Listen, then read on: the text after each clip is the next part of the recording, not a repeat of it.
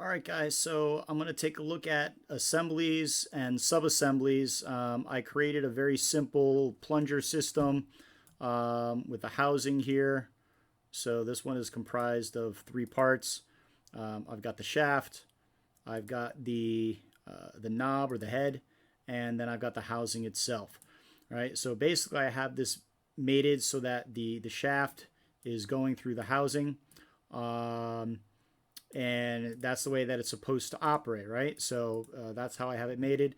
Then when I go into creating a new assembly, so this is a sub-assembly made up of different parts. I'm going to go up to make new assembly, okay? Or you might already have an assembly. You might have the cabinet assembly that this goes into or something like that. So we're going to insert. Okay, now I've got this sub-assembly in assembly number 3. Okay, this could be your cabinet assembly, this could be your playboard assembly, it could be a different assembly that you have. So obviously the whole thing, if I'm trying to click on it, it's not moving because it's fixed. I can orbit around that fixed object, but none of this stuff is going to move. And some of you guys realize that when you inserted a sub-assembly into another assembly.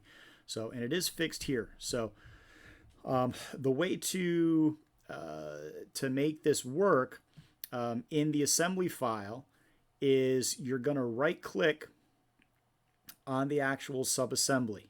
Okay, so this is the sub-assembly. It's opened up a little bit. It's comprised of these 3 parts. Okay. So I can close that up. So this is my sub-assembly. I look at the icon. The icon over here means that it is a sub-assembly. I'm going to right click and I'm going to go up to the top right corner of this little heads up display and I see component properties. Okay, component properties. I'm going to left click, which brings this window up. And down here where it says solve as, it's currently solved as rigid, which means all the components, no matter how they were mated, are going to be stuck together. So we want to turn on flexible. Okay, so turn on flexible, hit OK, and now if I go into the part that's supposed to move, you can see that that part is now indeed flexible. So this is a flexible sub-assembly inside of another assembly file. Okay, so that's how that's going to work. If you don't want it to move anymore, then you're going to do the same thing. You're going to go up to the sub-assembly level. You're going to right click, go back into component properties, and just change it back to rigid. Click OK. And now you've got a rigid, no matter how much I move this, it's locked in space. So you don't have to float it.